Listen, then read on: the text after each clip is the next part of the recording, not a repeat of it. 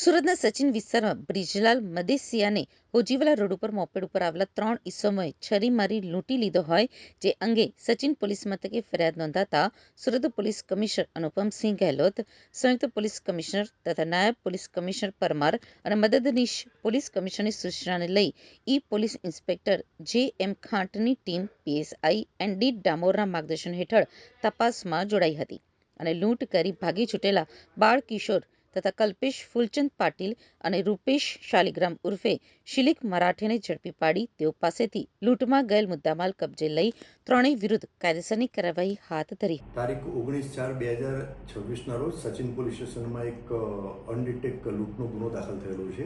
આ ગુનાની વિગત એવી છે કે ફરિયાદી શ્રી તારીખ 19/4/2026ના રોજ લગભગ રાત્રિના 7:30 વાગે મજૂરી કામ કરી અને એના ઘર તરફ હોજીવાલા ઇન્ડસ્ટ્રીયલ એસ્ટેટ વિસ્તારમાંથી પસાર થઈ રહ્યા હતા.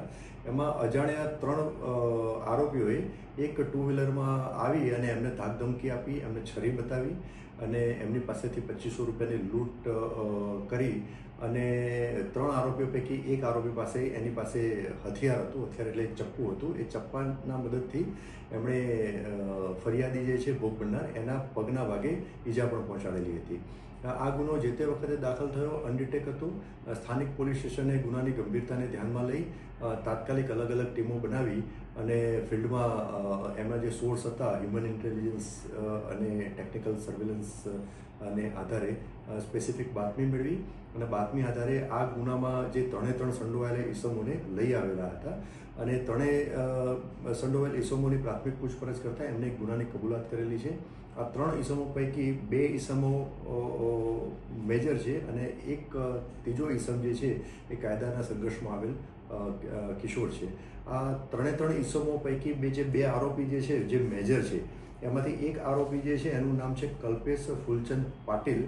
એ રહેવાસી છે, ડિંડોલી વિસ્તારનો રહેવાસી છે અને બીજા આરોપીનું નામ છે રૂપેશ શાલિગ્રામ ઉર્ફે શિલિક મરાઠે. એ પણ ડિંડોલી વિસ્તારનો રહેવાસી છે. આ બંને આરોપીઓ સિવાય એક કાયદાના સંઘર્ષમાં આવેલ કિશોરની પણ આમાં સંડોવણી જણાઈ આવેલ છે. તપાસના કામે જે હથિયાર, જે વેપન વપરાયેલું હતું ચપ્પુ, એ રિકવર કરવામાં આવેલું છે અને 3 ઈસમો પૈકી જે 2 મેજર આરોપી જે છે એમની ગુનાની તપાસના કામે ધરપકડ કરવામાં આવેલી છે અને જે વાહન, જે ટુ વ્હીલર હતું ગુનામાં જે ઉપયોગમાં લેવાયેલું હતું, એ આરોપી નંબર 1 એટલે કલ્પેશ ફૂલચંદ પાટીલનું હતું. એ મોપેડ એક્સેસ પણ તપાસ દરમિયાન કબજે કરવામાં આવેલું છે.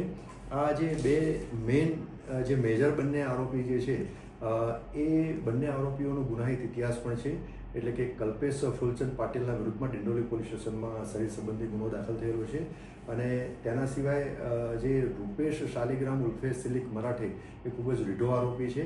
એમના વિરુદ્ધમાં ડિંડોલી પોલીસ સ્ટેશનમાં અલગ અલગ 7 ગુના દાખલ થયેલા છે. એમાં મિલકત સંબંધી ગુનાઓ અને શરીર સંબંધી ગુનાઓનો પણ સમાવેશ થાય છે અને ગુજસી ટોકનો ગુનો પણ એના વિરુદ્ધમાં દાખલ થયેલ છે અને એક શરીર સંબંધી ગુનામાં એક મર્ડરનો ગુનો પણ દાખલ થયેલ છે. આમ બંને આરોપીઓનો ગુનાહિત ઇતિહાસ છે.